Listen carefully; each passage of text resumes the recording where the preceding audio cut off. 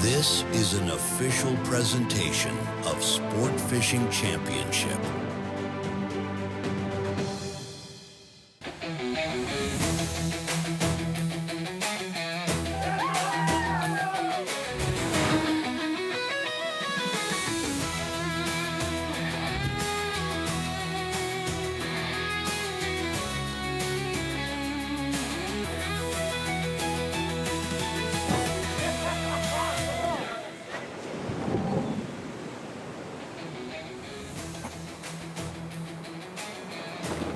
This is it, Championship Sunday.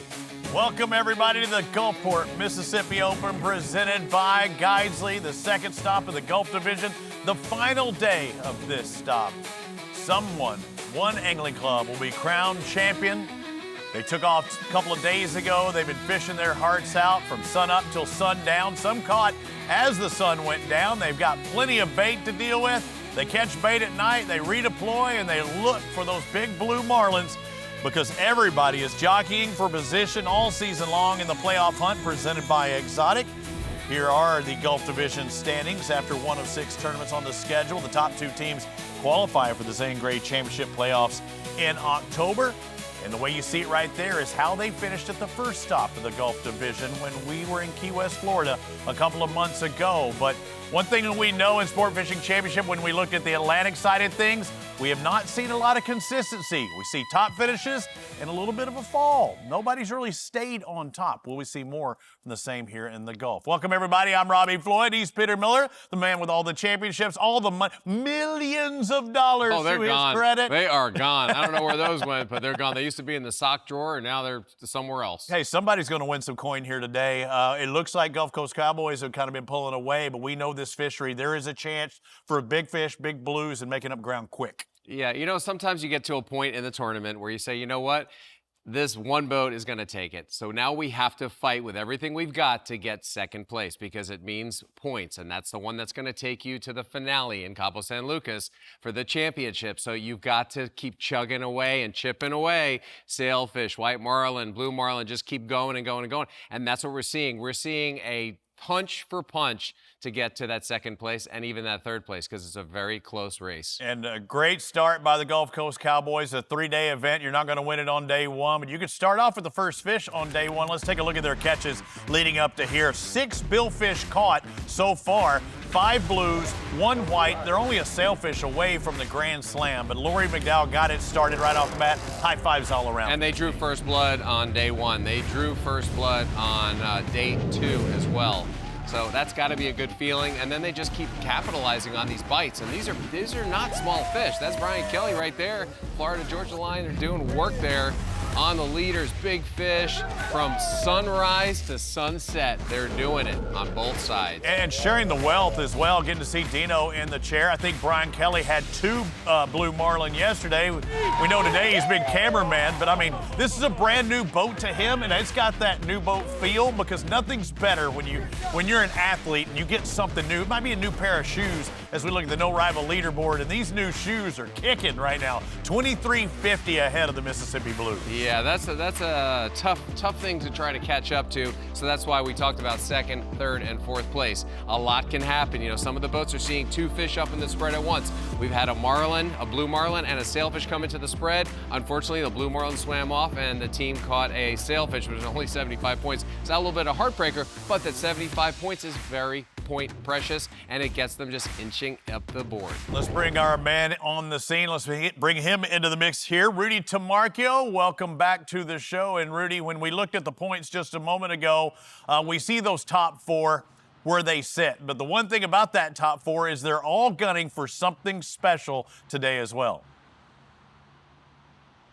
Absolutely. I mean, when you look at the Gulf Coast Cowboys, they're wearing their Sunday red like Tiger Woods. They're doing their best Tiger Woods impression by kind of running away with it here. But that second place fight is really happening with that special points. I think it's this is a good time to remind everybody about what the scoring format looks like in 2026, particularly when it comes to Grand Slams. You get an extra 200 points if your club collectively has a Grand Slam over the course of the weekend. And there's one club out there that's known for doing that in this division, particularly the Texas Lone Stars. Robbie, like you said, there's 4 that right now are eligible for that because they already have 2 species on the board. But the way these guys fish and the way that you usually see Spencer and them closer to shore, it's more likely that they're going to catch that white marlin at some point in time before you see the other 3 clubs have a sailfish in their spread. Yeah, that's, I think that at extra points, it's really important because you work so hard to catch these fish, and then to catch 1 and then 2, and then you're this close to a 3rd to get those extra points. You're finally being rewarded for doing that because it is a really special achievement, and not many boats, not many people that fish in the entire planet have ever done it. So to watch our tournament teams via the Starlink do it live, it's pretty impressive. Rudy, are the guys, are they in love with this new thing and the new format? Let me ask about the new format real quick. What are they saying about that? I mean, that they get to leave early, that sort of thing.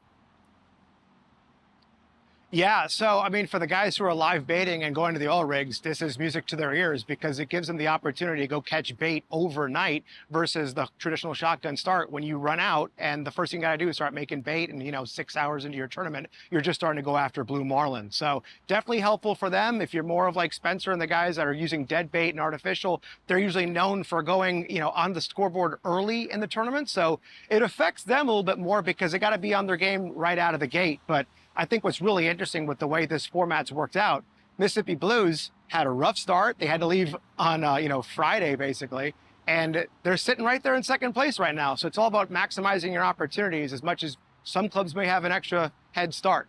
Yeah, and then those Mississippi Blues with that blue marlin they caught there, yeah, they're 1 fish away for that extra couple 100 points. Thanks a lot, Rudy. We appreciate it. Again, all of these teams having to fight these fish with the same rules here at the Gulfport Mississippi Open.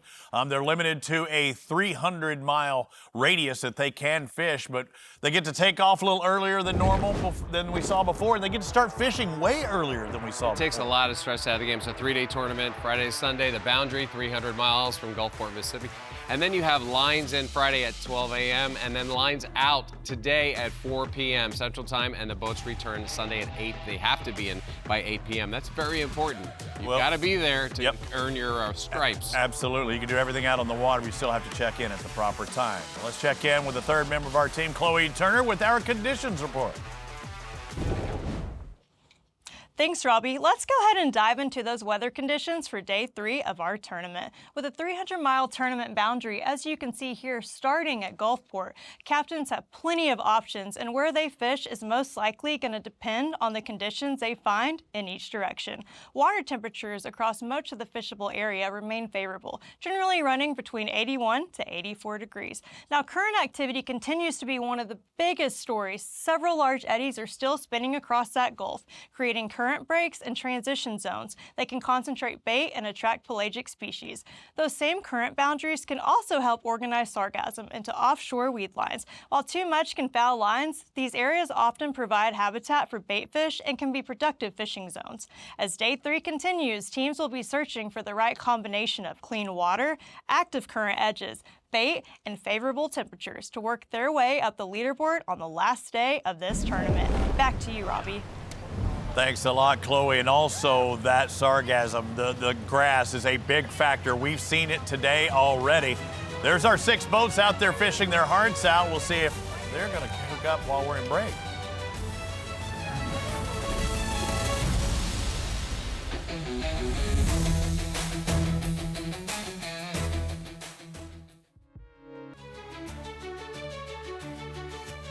The Gulfport Mississippi Open is sponsored by Guidesley, official booking partner of SFC.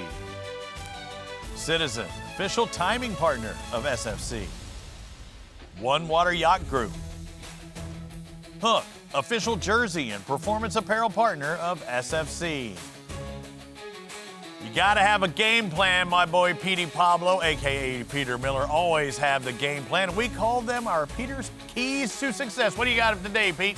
All right, Roboito, thank you for that. Keys to success. It is day 3 of the tournament, and you find yourself, if not in first place, fighting for second or third, and it is a punch for punch right now. Every sailfish, 75 points. Every white marlin, 100 points. You got to make those shots count. So basically, you can kind of, in a way, I'm sorry to say, give up on first place, but second and third are really point precious, and you want to accumulate those points so you can get to the finale. Next, if you're in the lead, leave the fishing grounds early, because listen, if you don't get in there and if you don't turn everything in and get it all certified, you're not going to get anything. So if you're in the lead, by far, you leave, you get in there plenty of time to spare. Lastly, if your boat is high performance, you can fish longer. So if you're one of the boats that's vying for second or third, you can leave a little later than some of the other boats. Some of the boats are going to go 25 knots. Some of these boats now are going 45 knots. So you could fish maybe an extra hour, and that could be the difference between second and third place and a lot of points. Good luck out there. Thanks a lot, Peter. And again, our citizen lines out will be in less than 2 hours. So they will have that cutoff to stop fishing. But how close did they move away? That's the deal. If they went hundreds of miles out, they still got to get back at a certain time. Then yeah, they might have to stop fishing early for show. Gulf Coast Cowboys earlier, if you were following us on our YouTube hour, you got to see this. They still haven't called it in as of yet, but we know how it went down, Peter. Oh, Jordon is working like a dog right there. He's got Nick behind him, directing traffic. You know, you got Blake at the helm, got cameras rolling. Pretty exciting moments right there.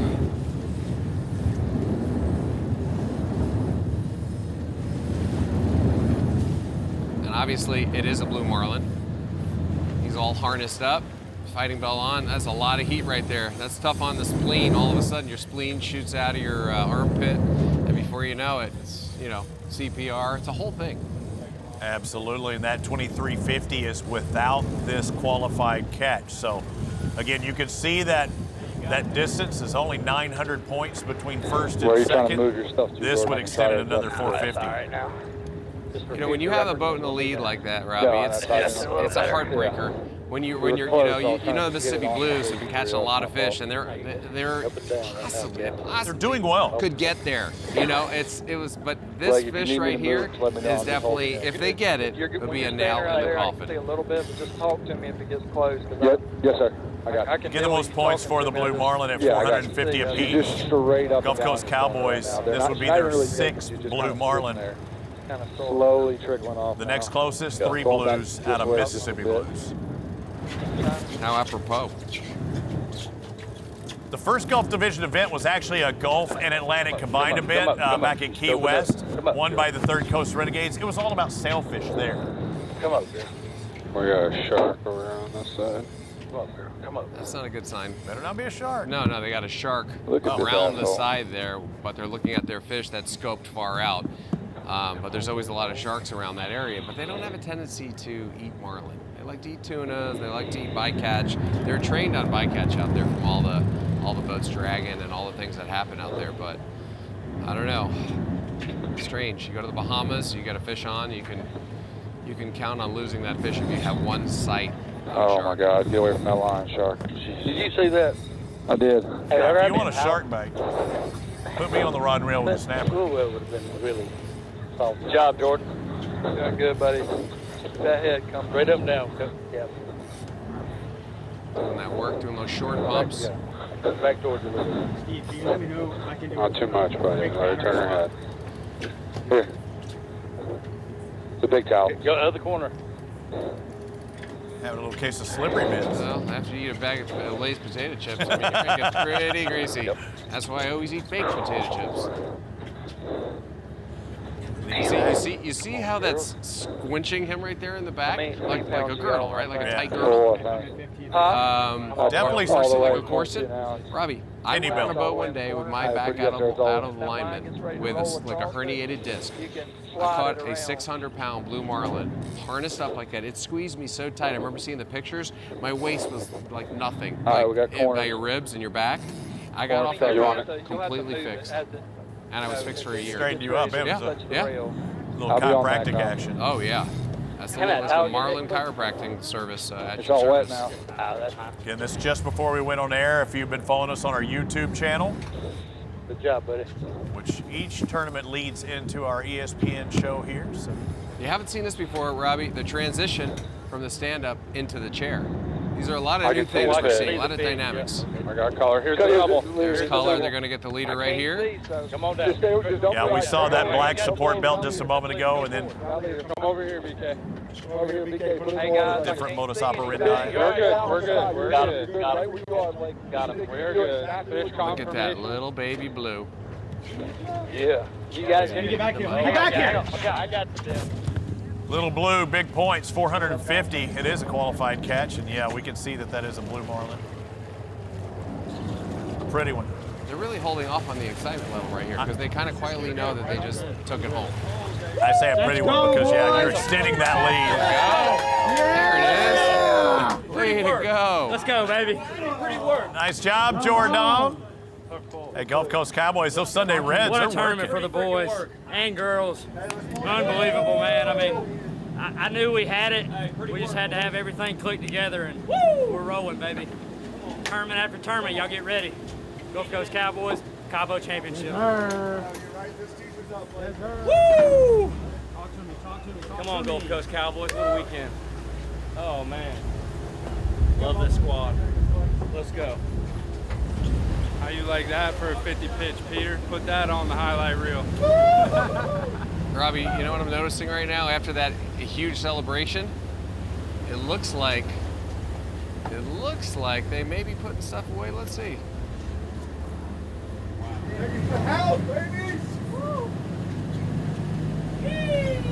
What do you say, Gulf Coast Cowboys? Woo! Go, baby. Good job, baby. Hell yeah. Woo! Good job, everybody.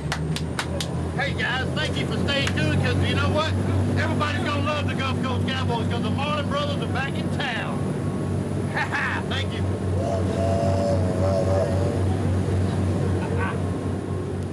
Yeah, they're not trolling at that speed, Peter.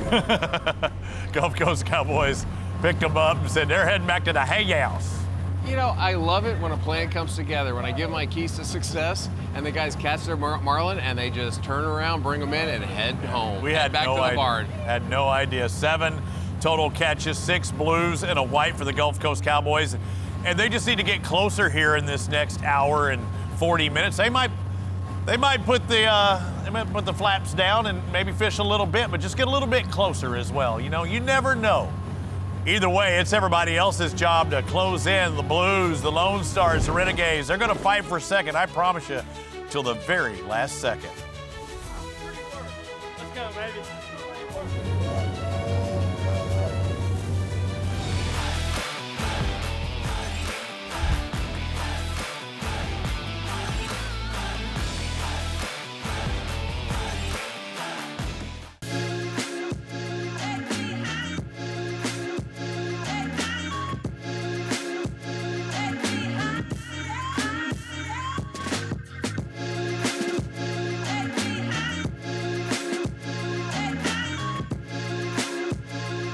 See there, Peter, they were looking for some big baits. Again, we're looking for big fish, blue marlin. Spread somewhere here at the Gulfport Mississippi Open, presented by Guidesley. Gotta match the hatch. Do they want them small? Do they want them big? We're all searching for those big blue marlin. There's our 6 box showing everybody. Because Renegades look like they are running right now. We know that the Gulf Coast Cowboys were, but the Renegades weren't running this morning in the 9 o'clock hour. They would be hooked up. And again, this is your defending champion, this angling club. They won this event last season. They're also the leader in the point standings after taking the victory at Key West. This is that team battling for second. They're 1 blue away from the Blues after this catch. Is that Dylan Frazier? Is that Garrett's son? I can't tell. Could be. I can't tell. No, there's Garrett. You might be right. They look so much alike. Yeah, it's not his son, I'll tell you that.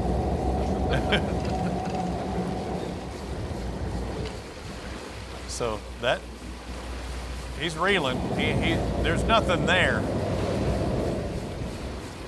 Well, we saw a hell of a strike yesterday and a hookup and then come unbuttoned. And it kind of had that feeling right there, maybe. He's trying to gain ground. Come on, G-Money. I saw like kind of like dark spot like move into it, and it looked like I just saw like 2 flashes.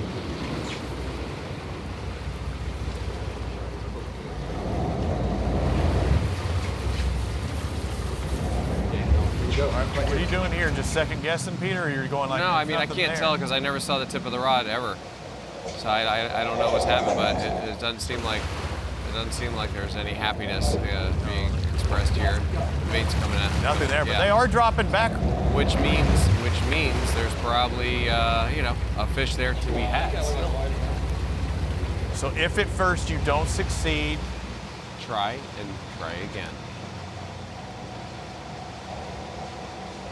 And did he turn that bait into an actual teaser by bringing it to the boat?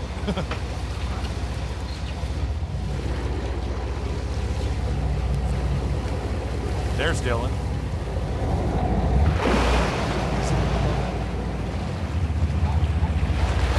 Hey, there we go. There's a little billfish chasing something. Doesn't look like it. I could have swore I saw it. No, I saw it.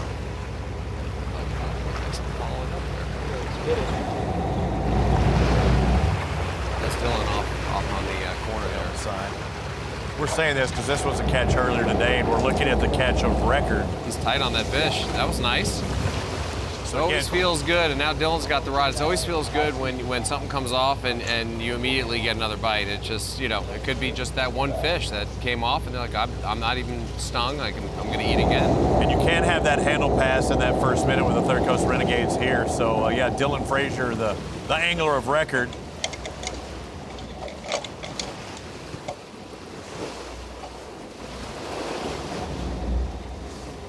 And every point counts, whether it's a sail worth 75, a white worth 100, or a blue marlin worth 450. You want it to be a blue, but every point makes a difference. There's the...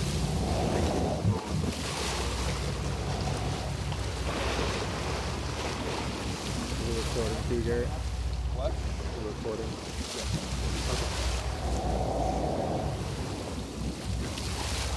It's there. We still haven't really seen her.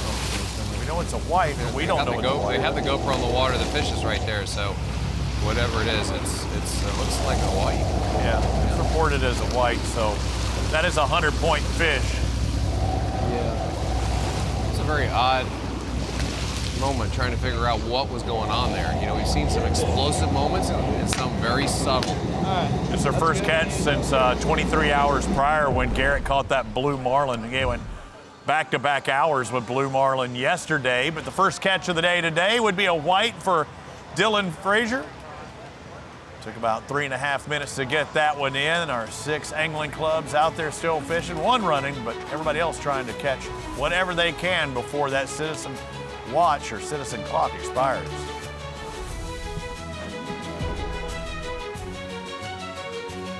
Sign up for SFC's Angling Club Championship and be featured in our tournament coverage. Compete across 4 categories of meat fish: mahi-mahi, swordfish, wahoo, and yellowfin tuna. Running alongside the SFC season, these divisions allow you to represent your favorite angling clubs and win cash. Fish anytime, as many times as you want, between now and September 7th to win. Go to sportfishingchampionship.com/championshipfish 2026 to sign up now. I'm David Blackbird with the Texas Lone Stars, and you're watching SFC on ESPN. Discover heart-racing adventures, breathtaking views, and one-of-a-kind experiences that can only be found through the SFC Experience on Guidesley and Guidesley Pro. Go to sfcexperiences.com to find your next outdoor experience. All of this fish catching's got me wanting to hook up on Guidesley right about now. It's not a far distance for me to travel to get down there to these fishing grounds. The center console surrounding the Stagecoach Sportfish, right next to that, catching bait, catching marlin, catching tunas. It is a hub of fishing. Of delight. You know, yesterday when we went off air, Peter, we saw the Mississippi Blues with the blue marlin, Adam Davidson. We're like, okay, they're back in it. They're back in it. They got 2 blues. But then last night, before nightfall, they would see something as well. 6:38 p.m. That's called a sunsetter. A lot of action out there. Looks like they're rolling a little bit more than we saw earlier. Well, they're moving ahead because when you get a bite like that, you got to keep the boat in gear because no one's on the rod, so in case the fish comes at you. So you want to have the drag not too tight. You keep bumping ahead, keep everything taut, and then you get the rod into position, whether you're going to be in the chair or standing up. Then you will slow everything down, everything's cleared. You can start to work on the fish and take it out of gear. So again, in this case, it looked like they might have been rigged for bear, a little bit heavier setup. Looking for that fish to close out the day and hopefully pick up on day 3, right where they left off. Yeah, their setups are all pretty big. they're ready for the big ones. And you see the owner there doing work again, Adam Davidson. And as Rudy told us, this boat just made it out.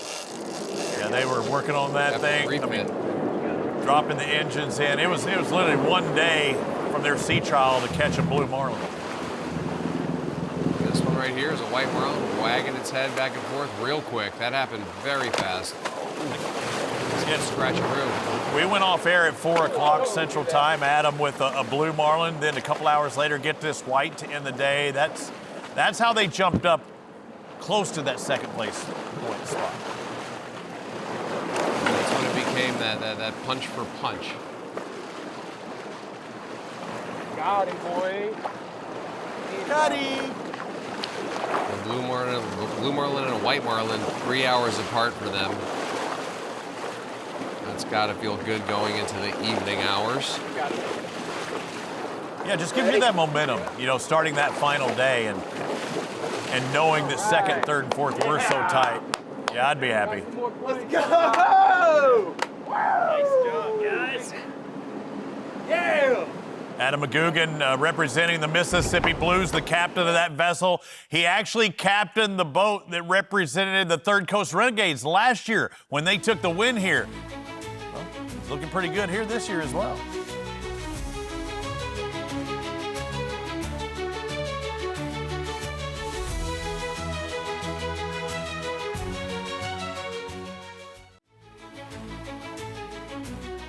The Gulfport Mississippi Open is sponsored by the Nature Conservancy, conserving the land and waters on which all life depends.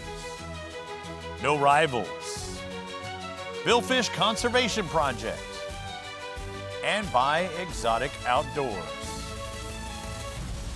These teams making these runs out in the Gulf of America, leaving Gulfport and Biloxi, Mississippi, and a lot of things to do and see. And some things you don't want to run aground is those shell beds, but also they are very beneficial to the environment. As Sarah Burke would find out, these oyster restoration reefs and Save Our Shells projects.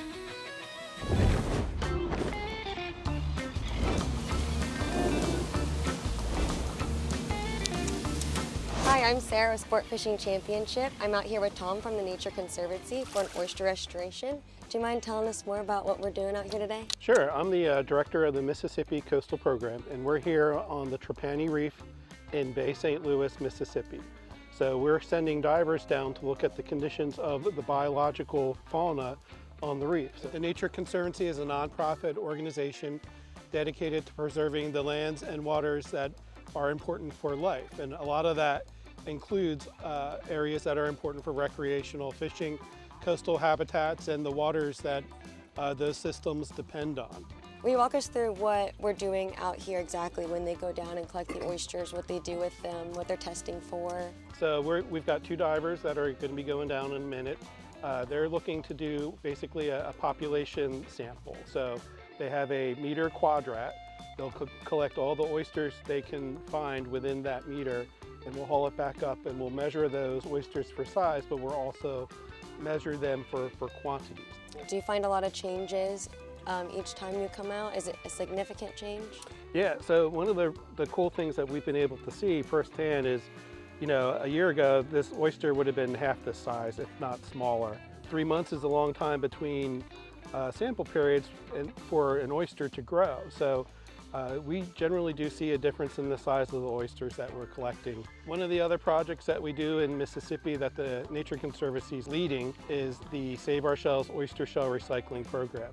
So we've actually added oyster shells from restaurants to this reef The shells themselves are pretty much the ideal habitat.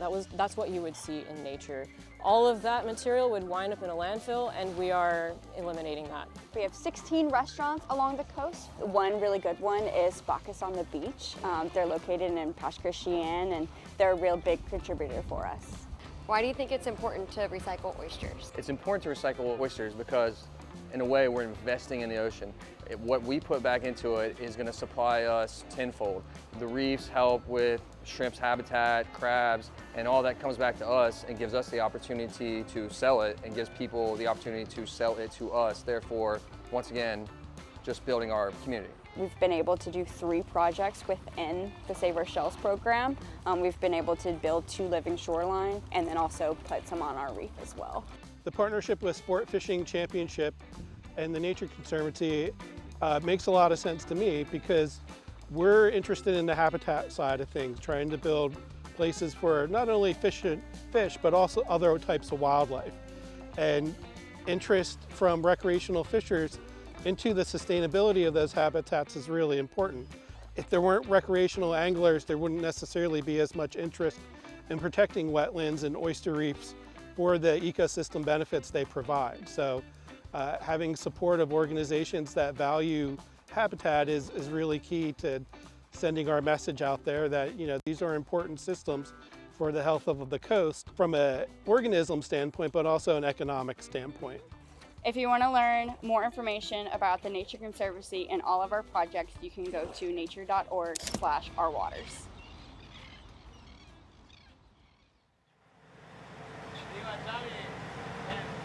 Great job, Sarah. It's good to be part of all of these groups with our community partners and stuff at each of our stops. And again, you got to keep our waterways, our grounds as well with the Earth Day going on. You're seeing our teams out there fishing this great fishery. The Texas Lone Stars currently sit in 3rd.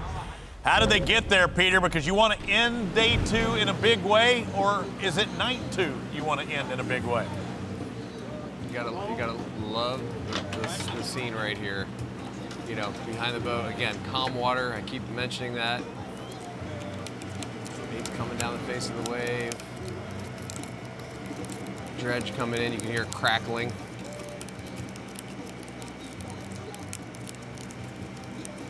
The reason I said you end the day, they caught the last fish of day 2. This would be the first fish of day 3. So we're watching these baits up close, trying to see if we're gonna get that bite, and then all of a sudden, what do we see? We got Richter on the Richter scale back there, getting bit in the back corner, like Mr. Sneaky over there.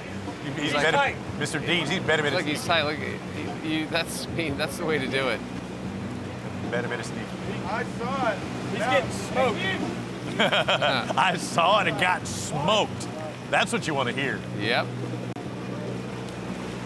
I mean, they have that lighter setup right there. You see him, he's holding it just in his hand. I mean, you're not holding an 80 wide, it's just in your, wrist. Wow. That's what happens when you're going 7 knots and you continue at speed and that fish is ripping line. There it is, way back there. You're our sailfish angler extraordinaire. Do you like a more sitting approach, like in using kites, or do you like doing stuff? I like it all, Robbie, to be honest. I really love kite fishing because it's very effective where I live in Miami and, the Keys and, all this. I mean, kite fishing's great all over the world, to be honest. Right. You always want to have that backup helium and the helium balloons in case the wind gets kind of light, so that's important to have.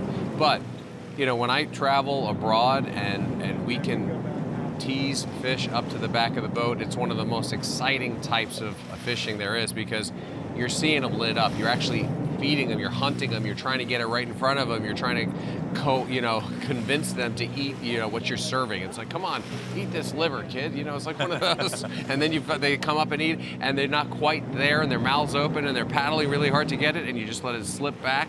Gradually let it slip through your thumb on the spool, and it goes right down. They make the turn, you wait, you count 3-4 seconds or whatever you feel, put the rod tip down, lock it up, and it's go time. We've caught 50, 60 in a day like that, and lost a bunch others. And it's close too, where this seems like it could be at distance and you kind of feel a little more insulated. Well, a lot of times they'll come up and then fade back, so everybody gets a shot. You go to Cabo, you'll get 6 on at a time. So the guy, I always tell you, the guy who hooks up first is always going to be the guy that gets it last because they keep coming and coming and coming. The last guy that pitches a bait is going to be closest to the boat, so you get his first. So the smart guys in Cabo know to be the last man in. I learned my lesson after we caught 284 of them in 3 days. Ooh, that's a lot of them. It was a lot, and I got 2 Grand Slams. Dang. It was pretty exciting. Speaking of Grand Slams, the Texas Lone Stars, this sailfish, they would have a blue, they would have a sail. They're only white away from a slam. All 4 of our top 4 teams are a fish away. Isn't it funny? Isn't it funny how one boat catches the sails and yeah. Others are now they're looking for whites. Well, they also have a really much smaller profile, which seems more appealing to the sailfish. Although we had a blue marlin and a sailfish come up in the same spread at on the Lone Stars, and they assumed it was 2 blues because they saw the blue on the teaser, and then another one bit on the other side. They assumed it was blue, and it happened to be a sailfish. So that fish ate a mackerel. That sailfish ate a mackerel. So it goes to show you, like, hey man, if they're hungry, there's competition. Somebody's gonna eat. Yeah. Somebody's gonna be doing something. We're gonna get to that catch here in just a bit. Let's pay this one off with Bryan Richter. Again this morning, this was the first fish, the first catch from any of our teams on the 3rd and final day. Took about 6 minutes to get this one in. We've worked through or shuttled through it a little bit. You see him backing up, trying to get that leader He's tuck. Reel to the tip right there, almost. Or is he backing off? Can't tell. There it is. Got a jumper. Yeah. Wind it right through. That's a sail. They know that's worth 75 points. There is that qualified catch. Nice job. Very well done. And again, very professional approach. Heck yeah. Keep going this morning. And you want to end the day with a catch. You want to start the day with a catch. That's exactly what they did. Let's travel back in time and see. When I say in the day, I mean really in the day. It was about to get dark when they got this one. And this was that double that they thought they had. This is where they had a blue marlin come up on the right side. And then they wound up getting bit on the left. What do you mean to do? Well, look how close to nighttime it was. I think they were already hit the bar. Right there. He just got eat right there.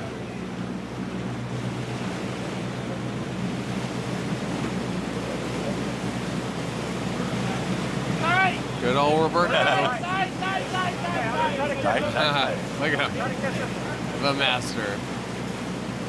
Here comes Chad, bar backing for the Team Freebird. Team that won the Zangray Championship trophy last year by taking the title in Cabo San Lucas, trying to make it back this year. Didn't start the season the way that they necessarily wanted to. They got all the shirts going. They got the Catch, they got Bisbee's, they got Baker's Bay. I mean, they're representing. Where's the White Marlin Open? Oh, I'm sure someone's got Big it on Rock. somewhere. Yeah, they started the season, Peter, with a 4th place finish. Look at that sky. Gorgeous setup. They got the underwater lights on. I'm going to dump this back here. See, you hear what he says, he's going to dump it back. You just want to float it back. It's no longer dragging, it's just falling I back. agree. That fish was right here. I saw it. Dude. Hey, Mark.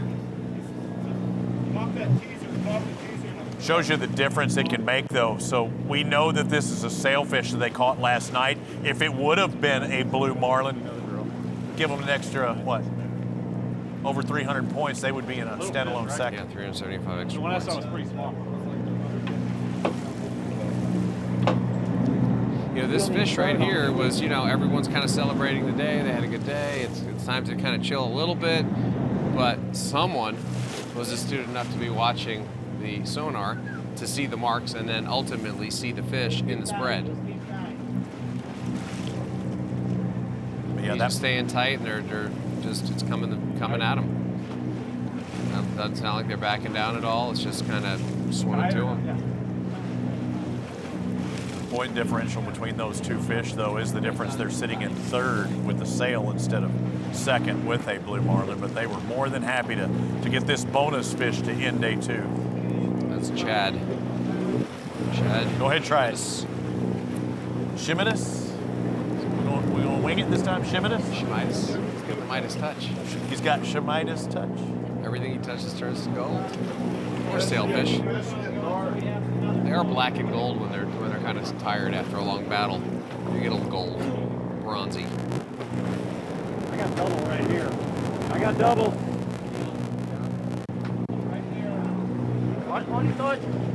I'd still be peeping for other sailfish around there.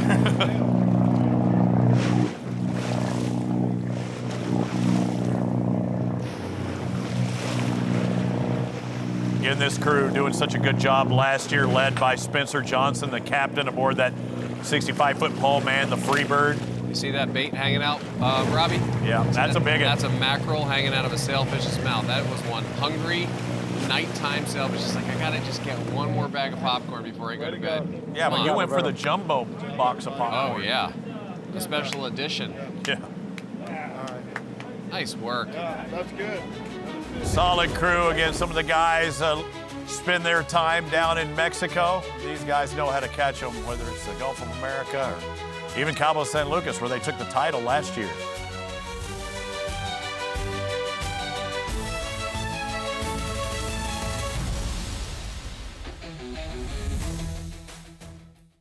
My name is Sierra Ortiz. And I'm Katie Balzer, and you're watching Sport Fishing Championship live on ESPN. Sign up for SFC's Championship Fish divisions for the chance to win cash and be featured in our live broadcast. Represent your favorite angling club and compete across 4 categories of meat fish: the wahoo, the yellowfin tuna, swordfish, mahi fish, anytime, as many times as you want between now and September 7th to win. Go to sportfishingchampionship.com/championship fish 2026 to sign up now. Maybe you can catch a big toad like this one. Look at this big old yellow fin. Robbie, the cool thing is you're saying this and it looks like this is a promo, but this is actually happening in the tournament. Yeah. So they got that nice yellowfin tuna yesterday. Jason fought in the chair. She's given the old, ooh, that's nice. Look at those sickle fins. Yeah, the first time we see her stood up. Guess, Peter, 160 plus? The 170 mark, you know, because you got to think about Jason. She's kind of sitting back a little bit. She's not standing straight, and Toby is. Well, I think that's 180 or better. Is it a 200? That's the question. It could be any of those. It's just about the back, you know, the shoulders, and how thick it is down, and how oily. You know, some of these fish that come through in the Gulf and through the Bahamas, they could be really lean. You know, you don't get really thick, greasy butterballs. And if you catch them early, they will shrink up a little bit. I know it doesn't sound right. They do shrink up the longer they sit there. JP right there, Juan Pablo. Well, here's a catch that will count for points with the Louisiana Canyons, and that was 9:15 this morning.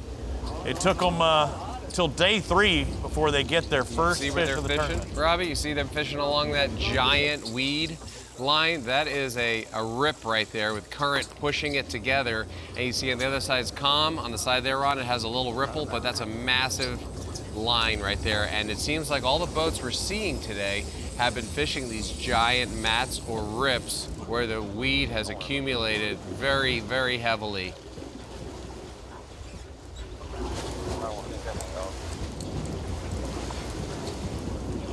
We saw that sporadic grass or sporadic weed before. Now we're seeing much more bunched up stuff today, would you say, compared to the first 2 days? Oh, yeah. I mean, it's still everywhere. I mean, I think this is really easy to see, but I think if you're out there, you're not going to agree with you and I who are sitting here. They're going to be, yeah, it's pretty bad skin. Scattered grass, pretty concentrated, actually.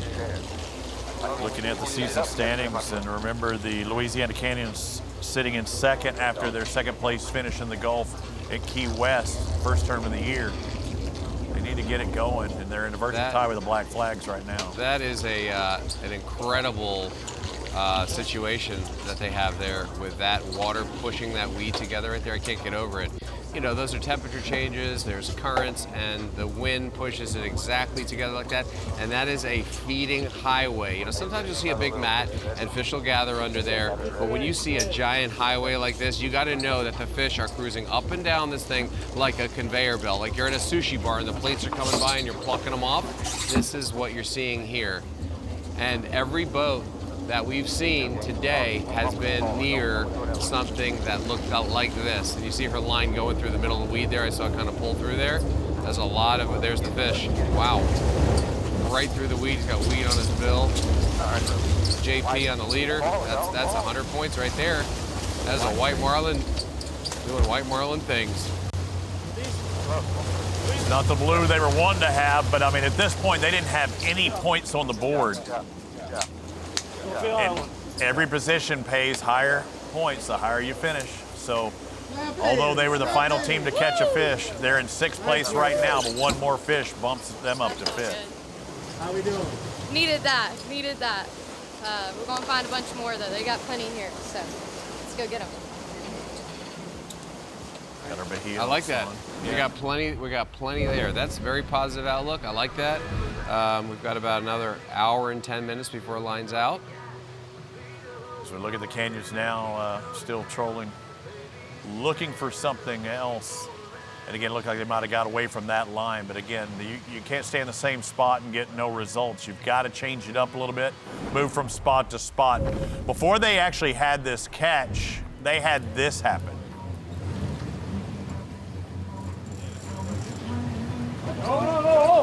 Oh, that's a blue marlin right there, folks.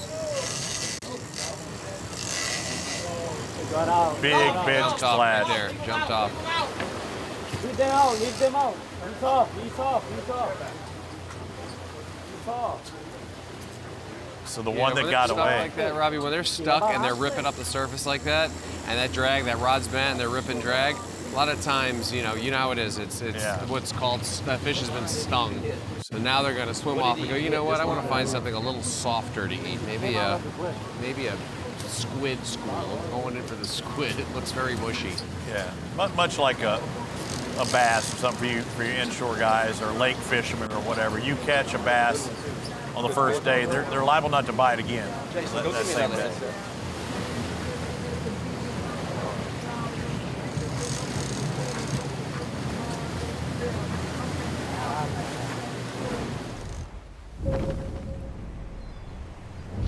Hey y'all, it's Jason, Louisiana Canyons. It's the last day of the Gulfport Mississippi Open. The day is looking a little bit better for us. You know, we've had a couple of slow weekends the last couple of weeks, and so they figured out something with one of our engines. We're having a bad bearing. So, but today we're now that we figured that out, we figured out that was the issue, and we've got some action happening. Made a little move and found some billfish that we're seeing. We just got to get one to bite right and execute on it. Well, you talk about the bearings, you talk about the acoustics, you talk about those things. That explains a little something there. And the execution, we always talk about. If you see them, you mark them, you tease them, and you can't get them to stay buttoned up. Execution is key in any kind of fishing you do. But when you know they're there and you see that they're there and you can't get them, then it's kind of frustrating. Yeah, especially when you're accustomed to being in them and at least, getting a lot of shots and, putting points up on the scoreboard. I mean, that's really their thing. This is not common for them, So it's a little bit of a buzzkill, but it's going to turn around for them, It just takes a few minutes, man. It can happen. Yeah, we've seen it. This family, the Rising Suns, now representing the Mississippi Blues. Last year, representing the Louisiana Canyons this year, the angling clubs. But they had that one victory back at Fort Walton, so they know how to win in the Gulf. Last year was dominated by the Third Coast Renegades. That team currently, sitting up there near that battle for second. Gulf Coast Cowboys last year did not make the Zane Grade Championship playoff. They're in a good position to do so now. Looks like they may take the title here. I know the Citizen lines out is at about an hour and 5 minutes. Blake Bridges is going like, all right. He's texting everybody. Yeah, we're coming back. We got to get in safely. We're looking good. Yeah, they're hauling butt right now. Yeah, you saw how the Gulf Coast Cowboys last year, where did they finish? Finished in third. Yeah, they come close, but no cigar this year, moving up the season standings after a finish of 5th place at the first stop. A 5-1. You look at the Third Coast Renegades, currently in 4th, so they could you know, drop a 1 and 4, so Renegades still looking fairly consistent. Blues with a 3rd and 2nd. I mean, it's like nobody wants to just stay at the top for both events. See, even on the Atlantic, we saw that. I'm going to win. I'm going to finish 5th. Well, you know, it's a fickle, you know, type of fishing because you're looking for a needle in a haystack at times. Sometimes there's only 2 fish, 3 fish in a day with 6 boats participating with every kind of bait and, you know, live bait to lures to dead troll bait to, you know, teaser bites. It's, you know, it's hard to determine what can happen, but when one boat figures it out and they're all by themselves, then they just stick with it and they keep catching one after another. That's, you know, that's how it happens, and the other boat just can't figure it out. They just can't get the hum right, and then the next tournament, it's the opposite. So that's what we're seeing here on these scores, on the scoreboard, and for the season. Very interesting how it all works, but, you know, it's hard to stay at the top of the leaderboard the entire season, I'll tell you that. So looking at those points, looking at our 6 angling clubs out there, the Cowboys are already running back. They've got an hour till lines have to be out. That race for 2nd, 3rd, and 4th. If the Renegades catch a blue marlin, they're in 2nd. The Blues would pull away even further. Lone Stars, they're just a single fish. All 4 of those top 4 are 1 fish away from getting a 200-point bonus, no matter, you know, I mean, it's varying fish, whether it's a white or a sail that they may need, but all 4 of those are 1 fish away from a 200-point bonus.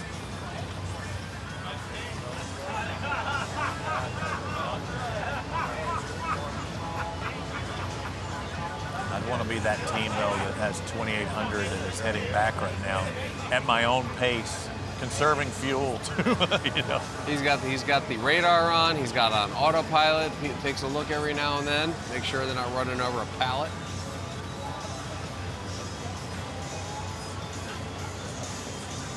West Florida Black Flags looking at something. We hope that they can spot a blue marlin here soon. Move up that leaderboard again. 6 angling clubs. There's only going to be 1 winner.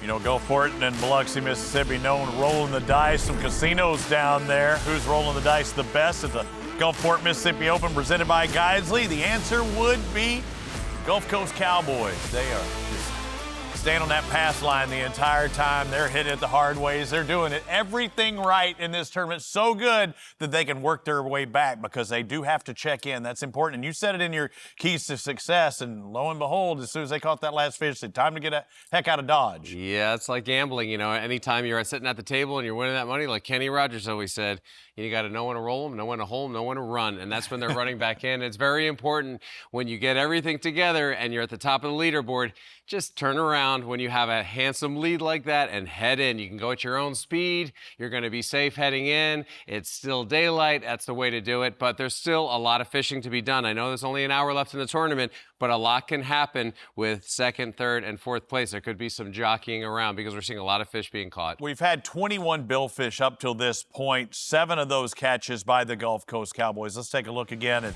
what got them into this position. When I say 7 catches, I mean 6 blue marlin, 1 white marlin. They've almost doubled up the next best competitors. Well, they did. Lori drew first blood with that one first thing in the morning, and then we got BK on a nice jumbo here, and you got Nick throwing his headset on, said, I don't need it. Let's go. I know exactly what to do. Man, that fish was fired up. It was big, and everyone's fired up. BK's coming off the big win. Ooh, look at that. That's another nice one.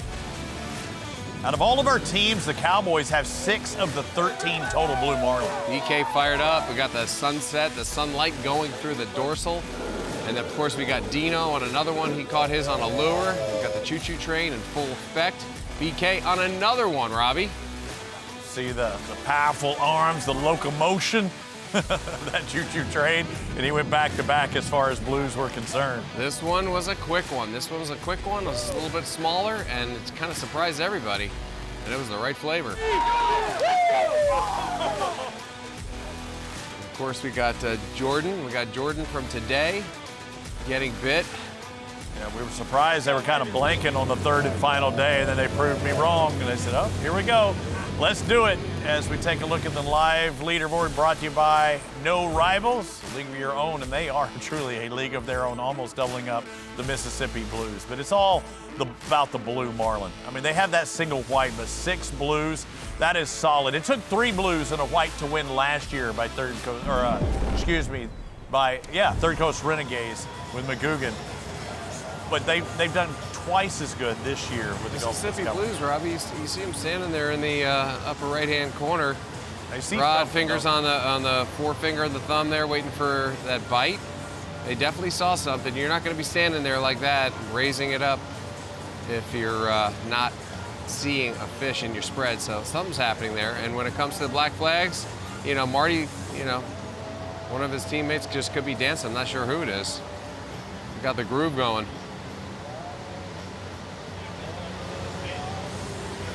Texas Lone Stars earlier today, we saw them this morning with that first catch of the day. They would back it up a little bit later in the 12 o'clock hour.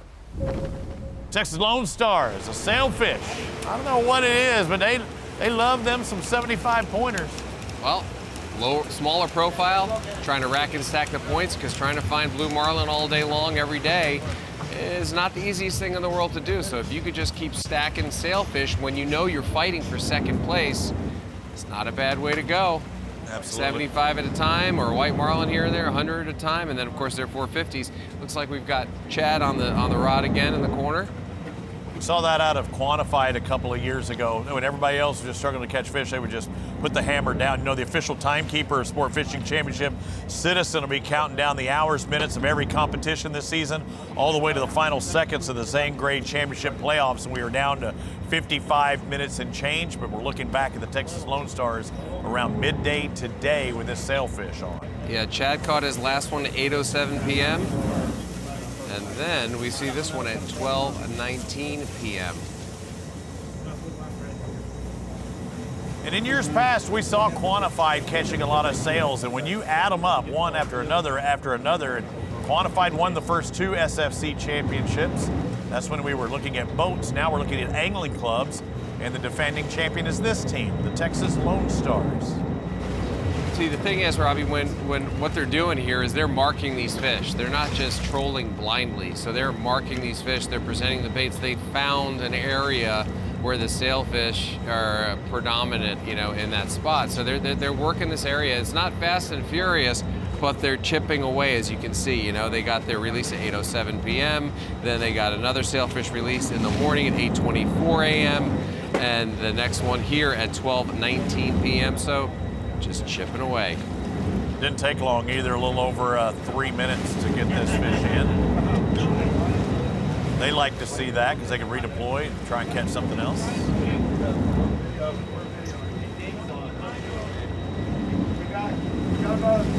You're looking at the live scoring at the bottom of the screen, and the line's out as well. Central time of 4 o'clock today. They were able to put their lines in the water Friday morning at midnight, basically.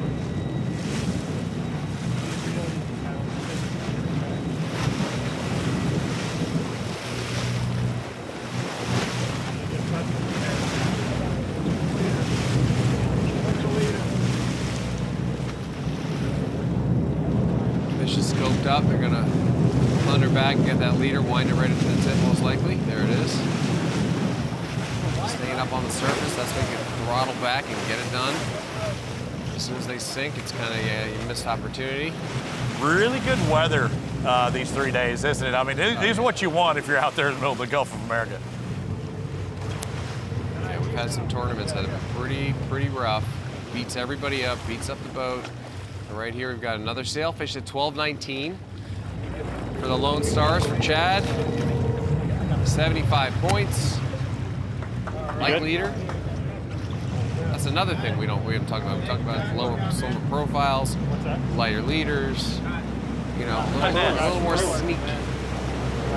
In bass fishing world, it'd be called finesse fishing. And, finesse that bad boy or girl up there looking underwater at that sail. Wow, that's a fired up sail. It must have been raised by marlin. Trying to wrangle up those bait fish with that sail, kind of corrals them around. You get a multitude of them. Fastest fish in the sea.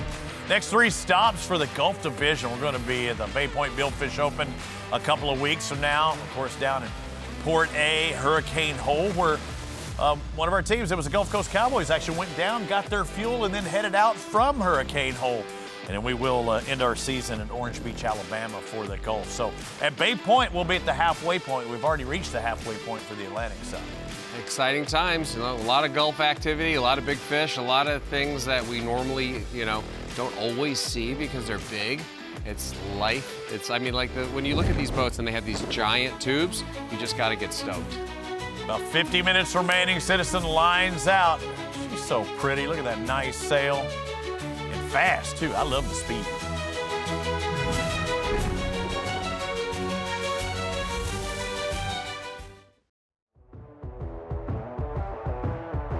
Hey, the Gulfport Mississippi Open is sponsored by Coast Guard Foundation. Cross Chartering Yacht Transport, the official transport partner of SFC. Fly Llama Brewing. And Kokua, custom branded premium merchandise from design to fulfillment. Got my turtle box on. Black Flag's having a good time. Marty likes to party. He likes to cook too. We saw him yesterday with some quality goods. It's not all about eating and fishing. It's also about giving back with the World Oceans Day beach cleanup was yesterday. We saw Courtney, we saw Sydney, we saw a lot of our SFC staff out there trying to help the environment. Hey guys, this is Courtney from Sport Fishing Championship, and this week we're really proud to be supporting our community champions and focusing on their local initiatives to help support World Oceans Day, World Oceans Week, National Fishing and Boating Week, and ASA's Million Pound Challenge. This morning we are at Biloxi Lighthouse Beach participating in ASA's Million Pound Challenge, which essentially is encouraging people to get out in their local communities and help pick up trash along your local waterways, whether that's a canal, whether that's the ocean, or a local beach. As anglers, boaters, and outdoor enthusiasts, we understand that healthy fisheries start with healthy habitats. So every single piece of debris removed from our waterways really is helping protect marine life, it's helping improve water quality, and preserving these incredible resources for our future generations to come. SFC is proud to do our part today alongside our staff and community members, and we encourage everyone watching to join the effort in your own local hometowns.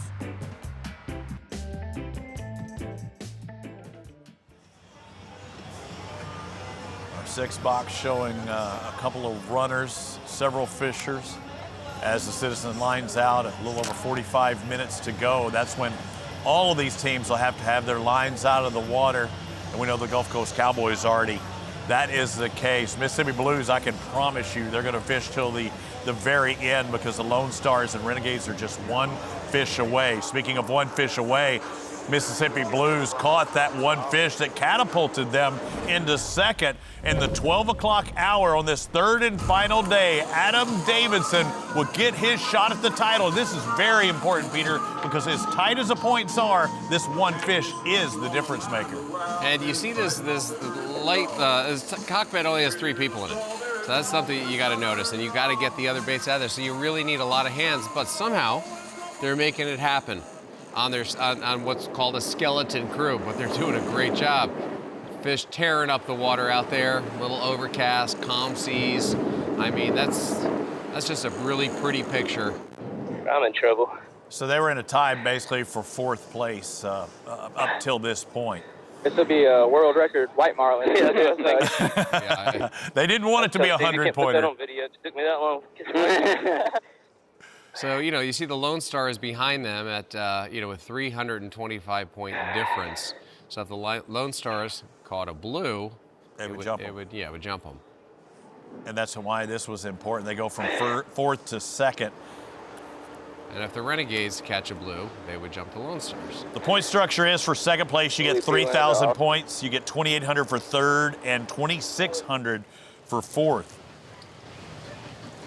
If you want to try your low gear, you can. It's up to you. It's not like it's creeping line out. Push it in. Yeah, he's just steady taking. Push harder. Got to let go of the handle. There you go. No, you didn't get it. Still poking out. This one out here. No, it's just leave it and high. The fish is coming up. Oh yeah. Start what? Change angle a little bit. There you go. Oh, there it is. Never mind. If you want to get it out of high gear or low gear, push this lever up here. Push it. There you go. Okay. Working through the gears, Peter. That's right. You see the bands around his wrist? Bands that make them dance. You know, you got to put those up sometimes in the clips on the transom, or maybe you'll spin the line up and have it up in the riggers, or you may just have it just cinched up and have a leader ready with a live bait tied around the handle. Everybody has rubber bands on their wrist when you're marlin fishing. If you look, you'll see them. Just like that. Keep going. Much better start for this team this season. Last year in the Gulf Division standings, Mississippi Blues finished 5th. Now starting the year with a 3rd place finish, currently in 2nd. They are, I think, going to be about 100 or 200 points outside the leader. Everybody's going to be really jumped up there, only a couple of 100 points separating them with those first 3 spots. You know, some people have custom footrests or pedestals, if you will, because some people do it so often that they have a tendency to lean one way or the other, and they'll build it in a way to support the way they lean, kind of like you'd get a pair of insoles in your shoes by standing, you know, on a computer top there. And this is what some of the boats do. I've been on some boats where I'm just kind of sideways, and at the end of the fight, I'm like, man, it's great that I squatted that fish, but I was like a little twisted up, you know, while I was doing it. So it's really important to fit the chair to the angler. You want to put the pedestal up high enough so you can actually stand up and then come down and then gain that line on the way back, because if you don't have that room to get up and down because your pedestal is too far away, you don't get as much purchase on that fish. But it seems like they've got it figured out. Look at that footrest. If it's going straight down, it's one thing. If it's out, I can maybe use it as a little bit of a foot. Well, the pedestal, his feet are on the pedestal. When you're in the chair, you got to have it on the pedestal, and it ratchets up, so you can ratchet up as high as you want. Adam got a little workout here, didn't he? I mean, that was a little cardio, a little bit of everything. Is that same blue and white Islander? Man, that's been money for them. That's the hot. I mean, that was one of my first marlin on my boat, on my personal boat. It's a blue and white Islander with a little cupped head, and has one of your first. It's like chrome on my own boat, way back. That was the go-to, you know, we put on top of a ballyhoo.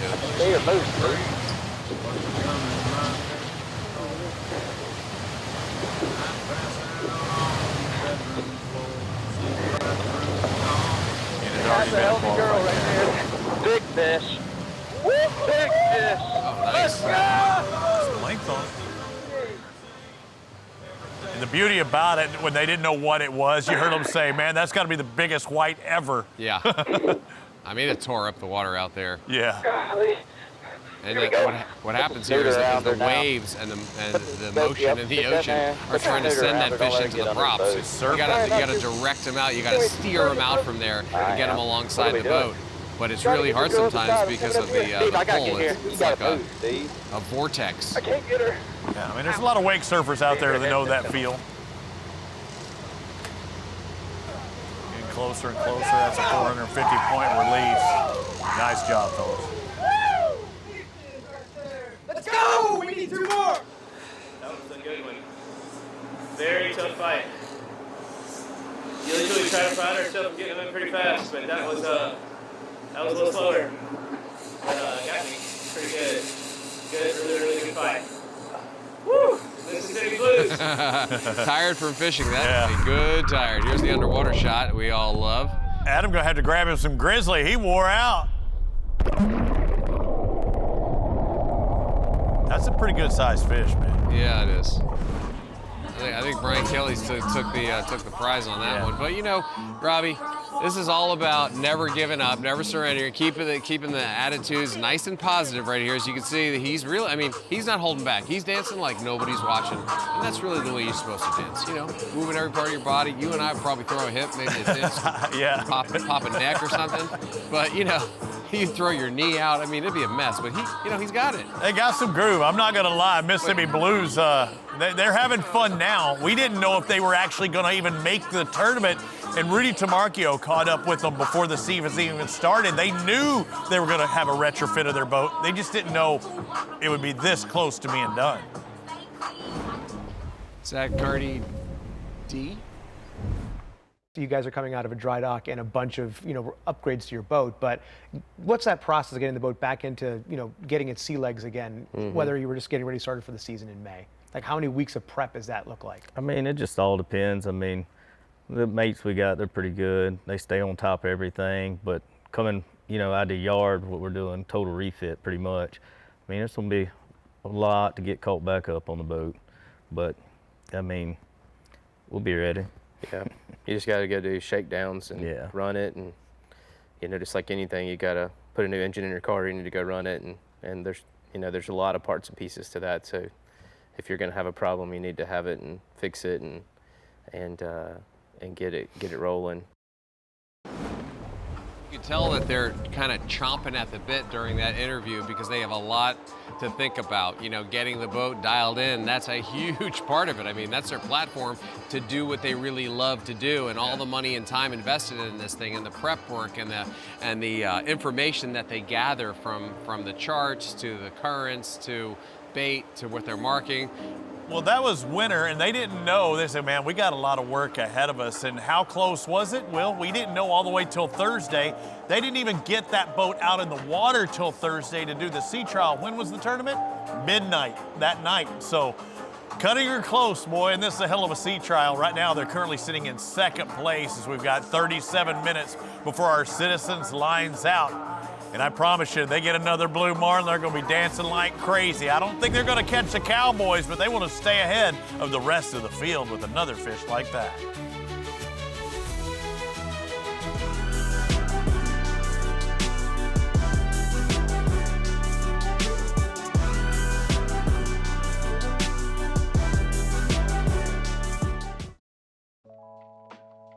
My name's Josh Hendricks. I am the general manager of the Palm Beach offices for OneWater. I've been with the company now for 14 years. That includes the version of the company that existed before that OneWater acquired. Since we were acquired by OneWater in 2017, we had 1 or 2 offices, and we've expanded substantially over that period of time. We've added brands, we've added locations, service locations. The team has grown, just enormous growth over that period of time. Service is huge, it's everything. I think that having a good reputation for service will completely make or break. You can have the best sales team in the world, but if you don't take care of your clients and service your boats, then it's all for nothing. We have locations all over where clients can bring their boats to. HCB is one of our newer brands. The reason with the HCB is it just is a unique boat in itself. Larger center consoles, they're not really making larger center consoles that have a fishability in the backside. And there's place for 10 guys or 10 couples to be on the boat. It really has bigger live wells on the back. It has electric reel plug-ins for kites. It gives you a lot of space in the back cockpit to fish from, along with space in the front if you're doing some bottom fishing. We have Riviera as well. It's a family-friendly fishing boat, but HCB has really offered that outboard package that we didn't have before. Every summer we take all of our customers out to the Bahamas and teach them how to boat in the Bahamas, teach them how to fish in the Bahamas, and those kind of events keep people within our brand. Getting boaters together with other boaters that they may not have known before, or having that shared experience is really unique, and it creates friendships and bonds that they may not have found or had otherwise. If you want to learn more about OneWater Yacht Group, first place to go would be our website. Obviously, we share all of our inventory and everything on the site. We have boats in marinas all over the place in Palm Beach County too, so we can direct you to what you're looking for anytime.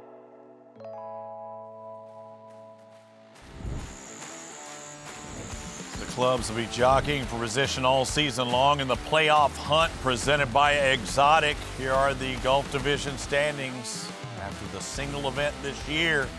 One of 6 tournaments on the schedule. The top 2 teams will qualify for the Zane Grade Championship playoffs in October. So who's going to take that next 3,500 point payout? Looks like it's going to be the Gulf Coast Cowboys. You know, getting to Cabo, it's not difficult at all anymore, Peter. Cross-chartering yacht transport, the official yacht transport partner of SFC. They're a full-service yacht shipping company offering a broad range of lift-on, lift-off transportation services for yachts, super yachts, and sailboats, including pre-transport preparation and logistics. And word has it, Peter, they can even, you know, do a 40-something foot invincible and 43? 43-foot invincible. Look, right on the front there. You see on the front if they put it sideways or just slid the nose, you know? Just set her right there, get her to Cabo, and you maybe see Peter on uncharted waters. With like a little stowaway, like a little mouse. If you get that boat, you get your boat on that boat, can I go fishing with you on I don't think Bay? the boat's ever going to come back from Cabo if it goes there. I'll tell you that. It's gonna, you're very welcome. I'd love to take you. Can we go to Mag Bay? Oh, well, maybe if we had a sport fish, we use my boat for the fishing. It'd be a whole thing. We can go quick out there and get some tunas, mahi, wahoo, marlin. Oof, what a ready. fishery. Hey, you could join us. I know we push Guidesley and everything else, you know, in the SFC experience, but you can join us at some of these events, and that's exactly how you do it. I know previously, look at the up top center, the Rising Suns, they had certain promotions where they would actually bring out a fan if they wanted to, and they could participate. So they had some giveaways as well. I know you can make a couple of hour jaunt out to some of these platforms and rigs and try and catch it. It might not even be billfish, it might be tuna. I know I made a run out there trying to catch tuna one day. I specifically went out there for tuna in the Invincible, and we're going, we were burning some fuel. We had to make it happen. We were going, 65 knots, in every direction we went, and we finally found them, and it was lovely. Rising Suns, the boat, the family, the crew, the bertha lots, and we see them in 6th place or a fish away from moving into 5th, but they know how to eat right. This is a Louisiana crew on this Louisiana boat representing Louisiana canyons. I heard they had some good grub. I want to see what grub they had.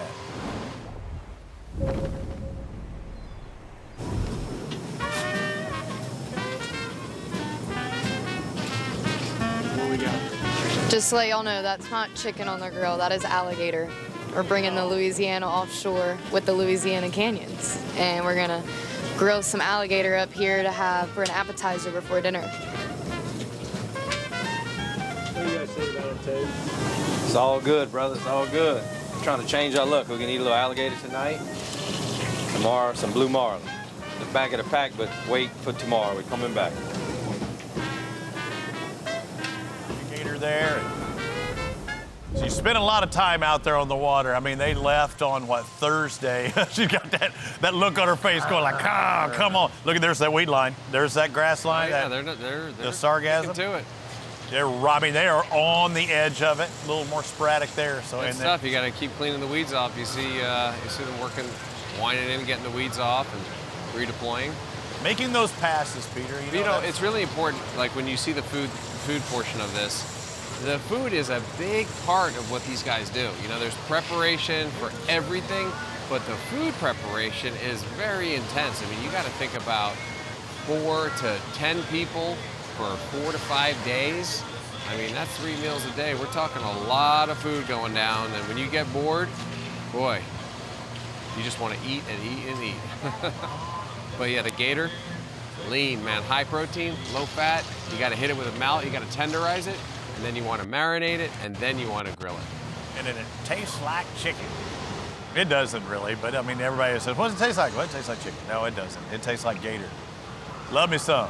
Now, frog legs taste like chicken. A little more tender. Our Gulf Division, Citizen lines out, keeps ticking down. The day is about to end.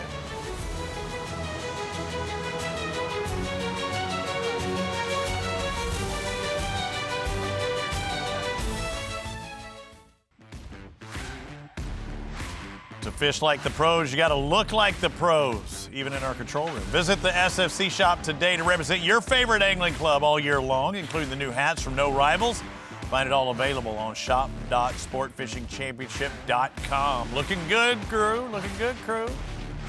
We got the best control room around. I know, Peter, you talked about how good our jib operator was. But audio. My God, the producers and the directors and the cameramen, the lighting. I mean, you sound. I mean, it's all here, and it's all functioning on a very high level. Everybody's solid here at the Plex in the Dallas-Fort Worth Metroplex, and Mississippi Blues been pretty solid.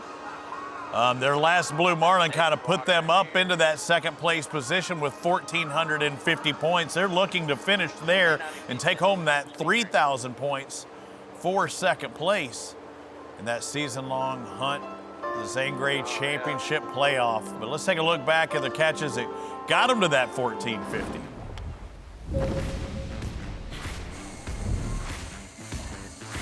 Throughout the week, you see a couple of blues, 3 blues, keeping it white. here. That would have won it. Nothing on day 1, but day 2 and 3 turn it up. This would have won you last year's event. That shows you how special the Cowboys have been today. Yep, and there's that island lure again. There's the ballyhoo head. He's giving a little tug-a-roo just to get a jump out of him. That's what they want at the end of these fights. I mean, you need a little payoff, Robbie. When you see it way out there, you always want to get a good look. It's like a little kid in a candy shop, and then you got Nick pulling on a. No, that's not Nick. Man, he's at the same pull, man. He was jacked up. Mississippi Blues, man. Another nice fish, thick one. You only had 4 to choose from, and one's piloting the boat. Adam McGugan, John Crocker, Garrick Schluter, and Adam Davidson. And Davidson's been the one on the rod and reel. This is that boat that, wasn't even finished. Didn't even know if they were going to be out there until Thursday evening when they did their sea trial. Their white marlin there to complement their blue marlin. Yesterday to end the day, and then picked it up today, midday. This is the one that got that little feather in your hat. Final day. And it's a nice fish, and you see it coming in kind of a little sideways, so it was really using its body mass to fight.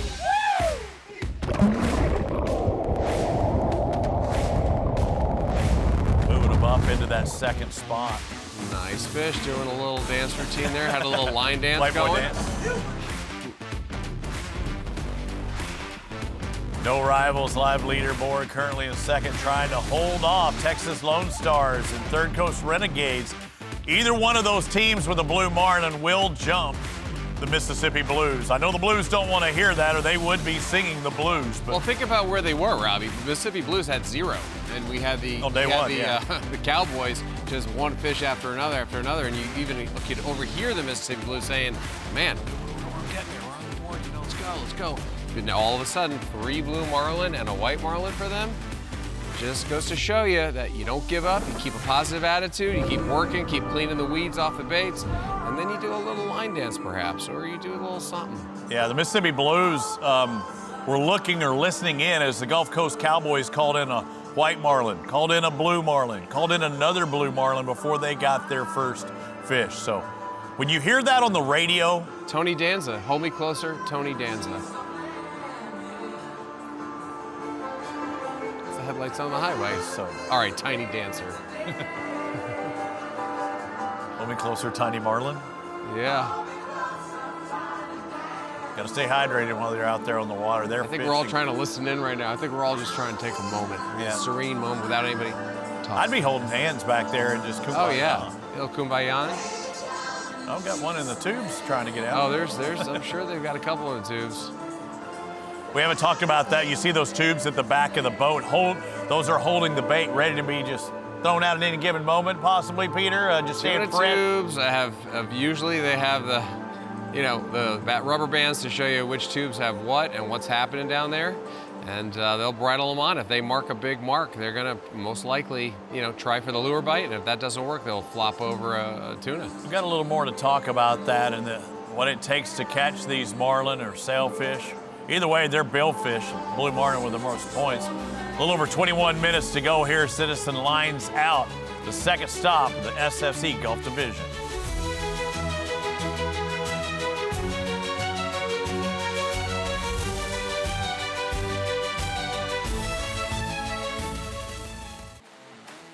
I'm David Blackbird with the Texas Lone Stars, and you're watching SFC on ESPN. After we crown a winner in Gulfport, the Gulf Division will take a week off before they set course for Panama City Beach, Florida, the Gulf Coast Cowboys country. It's Bay Point Billfish Open, June 25 through 27. Join us right here on the SFC YouTube channel and ESPN Plus. You'll see the Cowboys, the Blues, the Stars, the Renegades, the Canyons, and the Black Flags going head-to-head once again. Maybe see some of the same platforms you see today. Again, they can run out in the Gulf. They do have their limitations, but we're a part of the partner event, a sister event, if you will.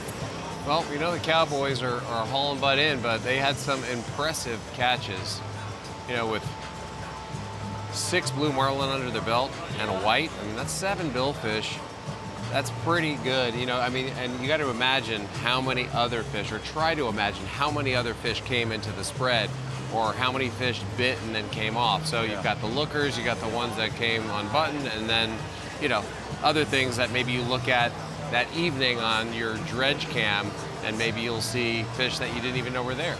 Although they're 1/6 of our total field, the Gulf Coast Cowboys have 1/3 of our total billfish catches. 7 total billfish. Next closest will be Texas Lone Stars with 5, but they're sailfish heavy. Lone Stars only one with sailfish in their mixed bag. They've got 3, but you look at Mississippi Blues that are only a sail away from a Grand Slam. Third Coast Renegades also looking for a sail for the Grand Slam. But if you're the Texas Lone Stars, you get a white and you get an extra 200 points. Get you a little bit closer to the Blues. Yeah, this is when you start trying to wish those fish up. You're just doing anything you can, trying to keep it positive. Just, when you start seeing things, you start hallucinating.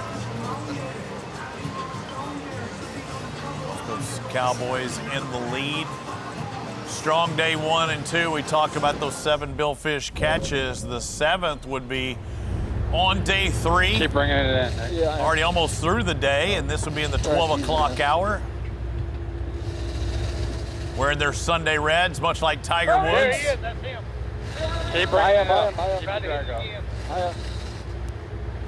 Try to get him in here on the teaser. Cameraman Junior Delatorre. Trying to get him in on the teaser, trying to bring him in. You just turned away, just turned away. Hang on, he turned around, hang on. There he is, right there. There he just cruises down the wave, ate perfectly. It can be that simple sometimes. You know, when you're good, you make it look simple. And they're good. Did I say Jordan was the one that was catching this? I might have screwed up. I don't even remember. I've seen so many catches this past week, but we know Jordan getting the opportunity for this team, and they shared the wealth, didn't they? I mean, honestly, think of all the billfish caught, and everybody I think on the boat got an opportunity. Not Captain Jordan, not Captain Blake, but Jordan got a fish. Lori got a fish. This is Jordan's second one. Bryan got a fish. Dino got a fish. Bryan got a couple. Where are you trying to move your stuff to, Jordan? I can try to adjust it. No, that's all right now. Just for future references, we'll need to. This is earlier today. A little better. Yeah.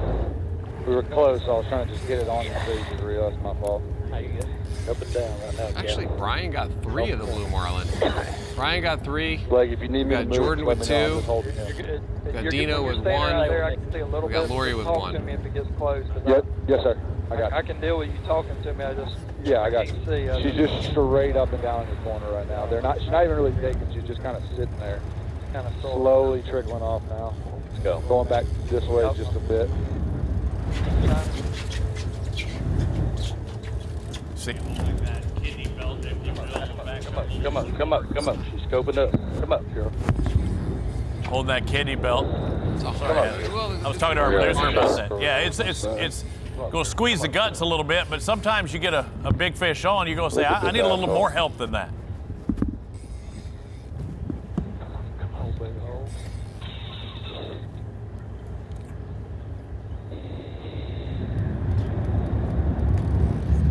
You know, when you get it down and dirty like that, that's when you want the bottom of the Black Magic to get under the glutes there to pull that second part down. But it's kind of tucked up underneath there. Oh my God, get away from that line, shark. Did you see that? I did. Hey, grab me a towel. What you talking about, Willis? He saw him a shark. Good job, Jordan. Yeah, that's Good, buddy. something, you know, a lot of times, you Right know, up in now. Bahamas, shark, wind as fast as you can. You know, the red snapper and the panhandle, same thing. Sharks have become a big problem. I'm liking those gloves. I used to bale hay with gloves that look just like that. It's a big towel. Yeah, you want the leather to be able to withstand the pressure and not cut through those thinner gloves that you see a lot of guys wear for sailfish. Get Other those gloves are at any feet. reserved for big fish, and then when you get to the next size up from these, like let's say you travel maybe to the Azores or you know, somewhere like that, in Madeira, you know, you're leading 800, 900 pounders, you know, for weeks on end. You have full welding gloves. I mean, I'm talking. That's the what real that deal. kind of was getting there. Well, I'm talking it goes all the way up to Yeah. the forearm too. I mean, it's heavy duty. You can get those at any feed store in Texas. All right, we got corners. Corners covered. You'll have to move it as it, you know, if it gets ready to touch the rail. I'll be on that, Kyle. Come on, towel, get Nick, please. Hear that communication It's all again. wet now. Captain Blake Bridges, former SFC champion. Good job, buddy. Been with us for quite a while, and boy, now representing the Gulf Coast Cowboys Angling Club. Looking I good. can see the I can fish. see the fish, yeah. I got a collar. Here's the double. Here's the double. So you transitioned see, into so the chair come on, there. Just don't move. Don't go He's got the forward. leader. Got the leader. Go forward. That makes a big difference, you know, when you're kind of tuckered out. Hey guys, I can't see anything. We're good. We're good. We're Got good. him. Got him. Got him. We're good. Fish confirmation. Oh, we've got confirmation. That's definitely a blow. Get back here. Get back here. I got the Our IGFTO did not need much discernment on that one. You know, when it first came up, Robbie, and it was sideways there, for a second, it looked like a nice tuna. We knew it was a marlin, but it just had the presence of a tuna for a moment. Nice job. Pretty work. Let's go, baby. Pretty work. Come on. Let's go. What a tournament for the boys and girls. Unbelievable, man. I mean, I knew we had it. We just had to have everything click together, and we're rolling, baby. Tournament after tournament, y'all get ready. Gulf Coast Cowboys, Cabo Championship.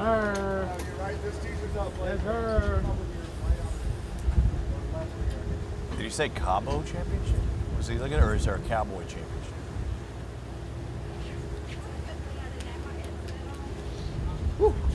Junior about knocked me out of the way, as he should have, man. I didn't know you were behind. Our I cameraman. did hear somebody say, get out of the way. Get out of the way, Junior. Speaking of cameraman, Gulf Coast Cowboys, what a weekend. Oh, man. Love this squad. Let's go. How you like that for a 50 pitch, Peter? Put that on the highlight reel. Ooh, I like that. I like that. Talk to me, man. Talk to me, Goose. Woo.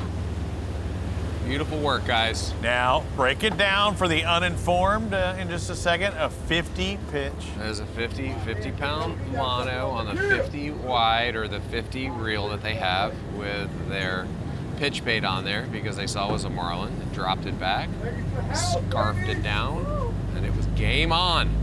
450 points later, here comes the choo-choo. Coast Cowboys! Is that Jimmy Johnson? Go, baby. Good job, baby. How about them Cowboys?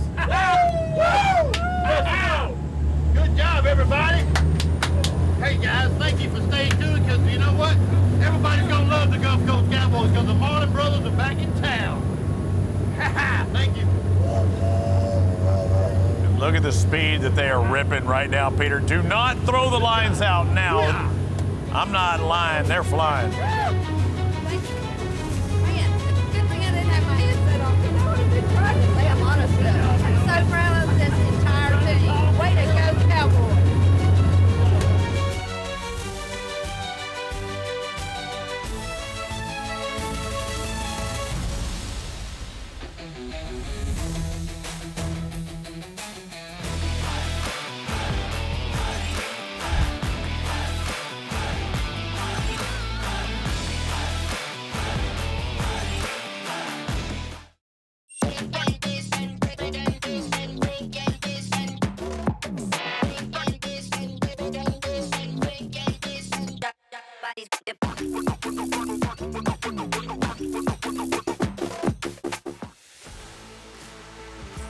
Got me wanting to dance with that music coming back from break here at the Gulfport Mississippi Open presented by Guidesley. The second stop is almost done. Less than 10 minutes to go. Citizen lines out, 7:45 to be exact. Looking at our 6 angling clubs, one on that upper left is chilling like a villain. Kind of an insurmountable lead. Like Matt Dillon on penicillin. Oh no, why is he on penicillin? Well, he's got an infection. Yeah, he did. But he's got it sorted out now. But the Gulf Coast Cowboys are going to take this win. Do not count out second, third, and fourth place teams. One of those jumping around here or there, because that's still up for grabs, second place. But you know one thing that's important, Peter, and you talked about it the first couple of days, and your key to success is the bait. You see live bait, pitch bait, a lot of different baits, and some people even think about these baits that you hook them through the fish. You don't. You don't actually put that hook. Robbie, we don't have a lot of time on this one. You see floss there on the big circle hook already affixed, and you have an open eye needle. You put it through the top of the eye socket, you wrap it around, you twist it as many times as you can to get as snug as you want. You don't want it too loose, and you usually come from the back to the front. And then you deploy that bait or put it back in the tube, and then it's ready to be deployed, and that fish will raise a marlin if there is a marlin around, because that's what they want. They want the lateral lines. And that right there looked like a rainbow runner. We talked about that. And here we have a Spanish mackerel. It's salted, it's brined. You can see it's crimped by the nose over there, and that fish is being used on the end of a squid chain teaser. I don't see a hook in that. You know, I can only go by what I'm seeing right now. And that is to let the fish get a bite, a squeeze, squirt the oil out of it, and they taste it. They're like, okay, I've got to have it. Then you bring it into the boat, you pull it out of the water, and then you throw possibly another mackerel with a hook in it, or a ballyhoo, whatever you choose. But this is something you need on the end of the teaser to make it look really, really good. These are great shots by our cameramen to accumulate these shots, and they obviously they're sewing it together, because they clean it. You don't want a belly full of excrement and all the organs and all that stuff. So they'll clean it out, they'll trim it up. And you know, it's important to have this affixed very snugly. That's JP right there. He learned from Ray Rocher. And these baits are instrumental. And some live their life in the ice chest for a while. The other ones are living their life in that tuna tube again. Yeah, that tube is, you know, it's got the fish in there. That's the Rising Suns right there. That's JP. Louisiana Canyons with their final minutes trying to drum up something. We saw some last-second heroics out of them earlier on this year. What was that, at Key West?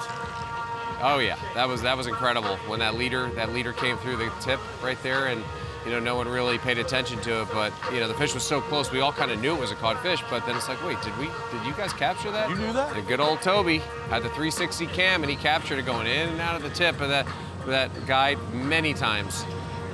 A little less than 5 minutes. We keep clicking them off. Everybody in that playoff hunt presented by Exotic, trying to get those extra points every little bit. What's it going to take for one of these teams to jump up? The official timekeeper of Sport Fishing Championship, Citizen, who with us all season long. But if you're the Lone Stars of the Renegades, how can I stir up a blue marlin in these final moments? You man the rod and reels. You put your fingers on the spool. Tell him, Robbie. Everybody stands up. Everybody, every captain other than Blake Bridges has the microphone in his hand, ready to call in that fish at the last second. It can happen, Peter. It has happened. We've seen it. I still remember Doña Lucy. Remember that in the Dominican Republic several years ago? Last second heroics by them. They were, 3 fish down with about 15 minutes to go, and I think they climbed back up. In any tournament, Robbie, it's the same exact thing every single tournament. There's minutes left, there's seconds left, and anything can happen. So you have to be on high alert. You know, we've talked about it since day one, 5 years ago. Have your hand on the mic, have your fingers on the line, fingers on the trigger, and be ready to drop and push that drag up. And then get engaged with that fish, put a real ring on its finger, and it's a done deal. It's time to get that extra time. We've got this boat hooked up right now. Okay, everybody, lines are out, but we've got these 5 boats hooked up, and they'll read them off. Everybody knows who's hooked up, and that's what we hope for those last-minute heroics. We've seen it in every tournament. We will have an interview with someone from the Gulf Coast Cowboys after we do have citizen lines out, but we're still looking for that second place team. Will it be the Renegades, the Lone Stars, or will the Blues hold on in these waning moments? It's not waning, Robbie. It's sunny out there. It's down. It's very sunny. Waning or waxing, right? And, waning or waxing. That's right. Even wax Jason, on, wax off. It's not. The wane in Spain falls mainly on the plane. No, that's not how that goes. Jason even looks like she's chilling up there, but she knows she got a little less than 2.5 minutes. So they even catch a sailfish, they will jump in front of the West Florida Black Flags and again get more points because if we could play that cowboy song by Bon Jovi, I know we're not supposed to, but I'm a cowboy on a steel horse. You know what I'm saying? Yeah. Right now, those guys right there on the bridge. I think they did it on purpose. I mean, come on, Captain Blake. Why would Brian Kelly play Bon Jovi when he can sing his own cowboy song? Well, it's kind of like you. Do you watch your own shows? No. Exactly. Brian does listen to a little bit of music, but he mixes it up. I've got a couple of rap songs that he listens to, on repeat.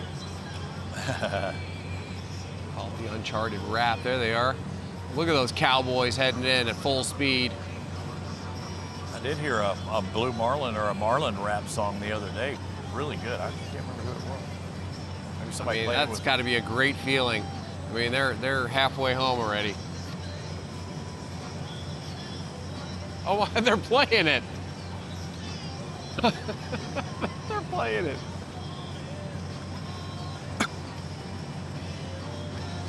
I like it.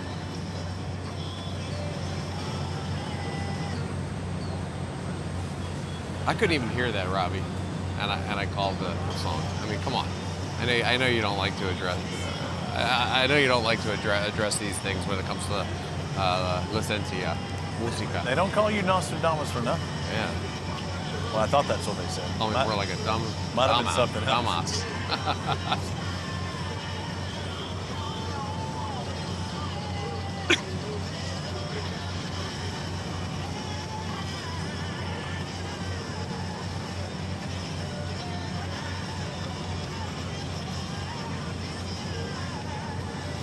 "30 seconds.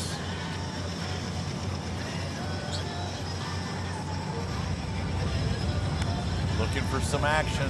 All holding their breath. They've been out there for a long time. Luckily, it's been calm. It's been sunny. See how fish have been biting. How Raising a lot of fish. Are and the black flags. Look at them. I mean, I think Rising Suns are they're ticked off right now. I mean, there's 5 seconds. He's like, man, I am over this. Well, he's got weed on there. He wasn't giving up. He's just got weed on there. Well, now his time's up. Now it's time. Citizen lines out is done. Again, maybe with a possible delay with the satellite, but they know it's done. Whoa, I lost my hat. Now he caught it. Look at that. That's teamwork. It blew off and he caught it midair. We know where to get one at No Rivals to the Shop SFC.com. Congratulations. Has to feel good for the Gulf Coast Cowboys taking the victory, but also Mississippi Blues holding on to second. That has to feel like a win. And Adam Davidson, he's the man who we saw reeling them in. I think we've got him on the line now. Hey, congratulations, Adam. We saw you get a little bit of a workout, especially on that last fish, but it paid off. That's what enabled you to finish in second place. Yes, sir. Yeah, that one kicked my butt, but we tried to get it in fast. She was a big one. I don't know. Obviously, we didn't measure, but I think my guys, thought 113, 114 inches roughly. So it's a good size one, but, we had to put it in full throttle. We obviously got a late start on this tournament, so we ran pretty far and then had a good day yesterday. Today was a little slower, except for that, obviously, the one good one, which was exciting. So, we're glad to be in second, though, given all the circumstances. That's amazing. Nice work, man. It's kind of a Cinderella story, man, to see you guys, working on the boat and all the tools and the fans down in the engine room and everything going down and everybody's already out there and you're thinking, man, we got to get there, and you did it. You get out there. Day one was pretty rough, and all of a sudden you just start chipping away. And man, you talked about your workout. You got cardio. You got full muscle. I mean, you must be beat, huh? Yeah.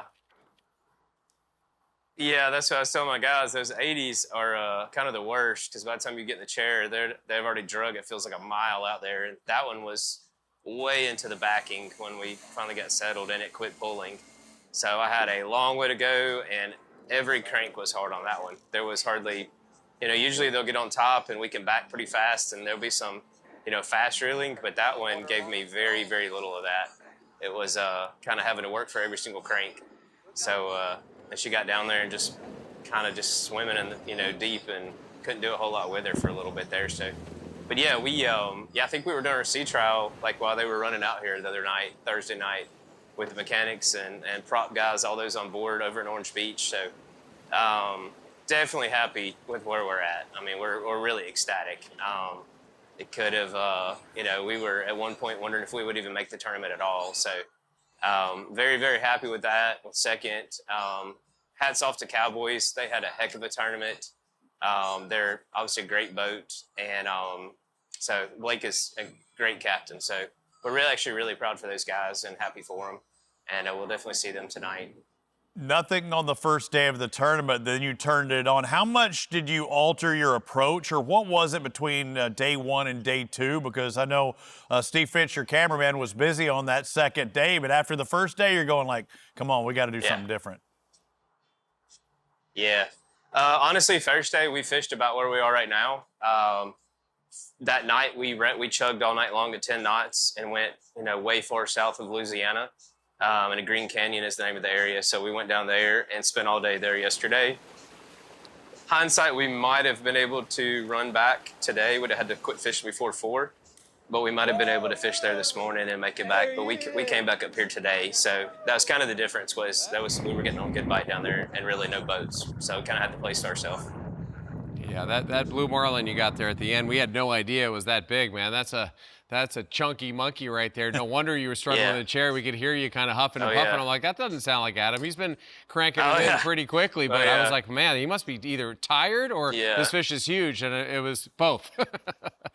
No, it was, they said it was fat all the way down too, which from the chair I could barely see it a little bit. But yeah, they said it was fat and it was definitely long, and she fought like a big one. So we like to try to get them in quick, but I was giving it all I had on that one, and they actually complained about the mic, about me huffing and puffing the whole time too. So I told them I'm sorry. No, but yeah, I liked it. I think it makes a lot of sense. I mean, what are you supposed to do? You're supposed to hold your breath. It's like it's like a woman giving birth, and she's supposed to be like sipping air. No way, baby. You gotta breathe. Yeah. Hey, they weren't in that chair. They were having to fight that fish. Congratulations, brother. That's right. Yeah. Thank you. Yeah, we had a great time. Mississippi Blues, third at the first stop, second at the second stop. Maybe Panama City Beach, they're due for a victory. We know who took the title here, though, at the Gulfport Mississippi Open. The Gulf Coast Cowboys. Blake Bridges does it for the team, taking the victory on the brand new boat, new to them.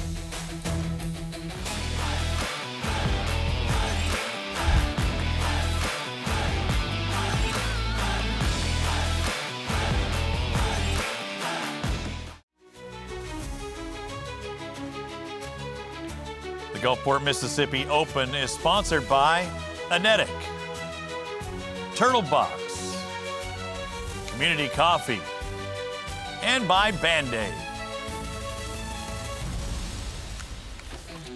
Welcome back inside our SFC studios. Check that box. Stop number 2 of 6 is done for the Gulf Division. Panama City Beach, not too far away. A couple of weeks, we'll be at that halfway point. And we haven't had one team that's really dominated this season, but I like it because it makes them all really tight when we move on to the next stop. Well, the Gulf did not disappoint, especially for the Cowboys. There's a lot of fish to be had, and there's a lot of big ones, and they showed up. And we saw Bryan Kelly with a 500-pounder. We saw the Mississippi Blues with something close to that. A lot of big fish, sailfish, white marlin, some tunas. I mean, it's been a really, really great tournament. A lot of work put in, and they did a great job. All the teams are to be congratulated. But there's one team that took it to the hole. Yeah, way better than everyone else. Last year, it took 3 blue marlin and a white marlin to take the victory. That was Third Coast Renegades. You saw Lori McDowell catch the first fish of the tournament, that white marlin. They would add 6 blues, Peter, 6 blues, not 3 like last year. 6 to take the title this year. So impressive, and to get a new boat like that and have lures deployed and catching them on lures, I had to be catching them on live baits. You know, Brian Kelly caught 3, Jordon caught 2. We've got Lori with 1. We've got Dino with 1. I mean, that's 7 fish. Count them, baby. That is some good work, and that's a brand new boat. Look at that eat. Man, that is special stuff. And then just tails right through the wave. And then we got Jordon working on this last fish. And you know, just for the icing on top, just for the nail in the coffin, just to tell all the other competitors, hey, we did it. We're not going anywhere. We're going to head back and go have a cocktail. No Rivals leaderboard. There is your final standings for this event. And to do it on a new vessel for them. Again, drove that boat around. Blake did for over 1,000 miles to get it from North Carolina into the Gulf of America to come out here and dominate this way and actually catch fish leading into this event as well with the new boat. It's pretty impressive. The R3IT winner interview has to be the one and only Gulf Coast Cowboys and the captain of that vessel. Good to have you on, Blake Bridges, doing it again. And I guess it's safe to say that that boat is pretty good and knows how to stir up some fish. Yeah, this is quite the machine. We've been super happy to have this thing, and it's allowed me to do some things that I was unable to do in our last boat. So yeah, this thing is a dream. Well, you know, first of all, Blake, congratulations. Great work as always. It seems like the team is really gelling, you know, but now that you said that, it's allowing you to do things that you couldn't do on the last boat. What are those things? I'm love to hear that. Yeah, so this boat is a lot faster. It allows us to get to the fishing grounds quicker. It allows us to stay longer, and if we have to make some moves, we're able to do that without wasting a whole bunch of time. So yeah, it allowed us to be able to run where we needed to in the amount of time we had, and of course being able to leave, you know, the day before at noon really helped a lot as well. You feel like this boat has the hum or what? I mean, I've been talking about it the whole time. I'm like, man, that new boat, that's got to feel good to be raising fish like that. You feel really good and cozy with that boat. I know the Blue Marlin like it. Yeah, we do feel cozy about it. We actually have got we're dealing with some slight noise issue, and that we're trying to get past right now. But we're taking it to the yard tomorrow as soon as we get back. But we had to do some funky stuff to present the fish with baits, and also, you know, the last 2 weekends they've been on the long rigger, so we like to get them up there tight. Obviously that last fish came in on the tees, but it teased all the way back from the long rigger. So we got a few things, you know, we're still learning the boat, trying to get some things figured out, and so yeah. Good scoop there on that boat, and we'll look forward to seeing you in a couple of weeks' time. One thing about your boat, and I noticed, is y'all shared the wealth as far as the anglers were concerned. Several people catch. You didn't have just a solo angler do the job. Everybody contributed to this title. Uh-oh. Oh, we lost him. But you pointed it out, Peter, and I think it did freeze, and I might not be able to do it. But, yeah, you said Lori, Dino, Jordon, Brian Kelly. I mean, there's 4 people that had opportunity to catch billfish, where sometimes you see boats out there and there's just one angler that does the whole thing. Yeah, and they caught a nice smattering, you know. They got the white marlin, and they have the giant blue marlin that they also caught, and everything in between. So it was a great event. It's a brand new boat. You know, Brian Kelly's coming off a massive viral moment where he goes back together with the Florida Georgia line. So that's like national, international news on top of the new boat, on top of all these catches in this win. So congratulations to the Gulf Coast Cowboys for taking it to the hole. And also look at the new standings, the projected standings through 2 of 6 tournaments, brought to you by Exotic. Got to be in that hunt for the Zane Grade Championship playoffs, and there are only 300 points that separate first from third.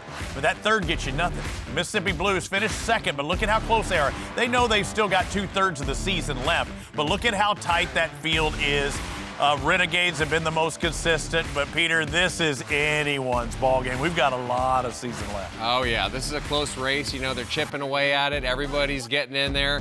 And, you know, there's a lot of Gulf activity coming up in the near future, and we love to see that because we're always, you know, entertained with these giant blue marlin and a variety of fish, too. It's nice to be able to catch some yellowfin for dinner, some wahoo, and then they're catching the whites and the sails. It's exciting fishing out there.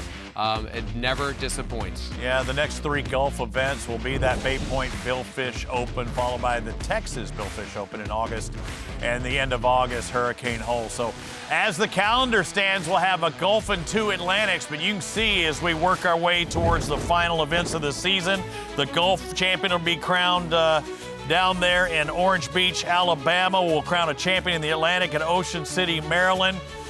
You know, this is a wrap-up for the Gulfport Mississippi Open presented by Guidesley. Congratulations, Gulf Coast Cowboys. We'll see everybody at Panama City Beach.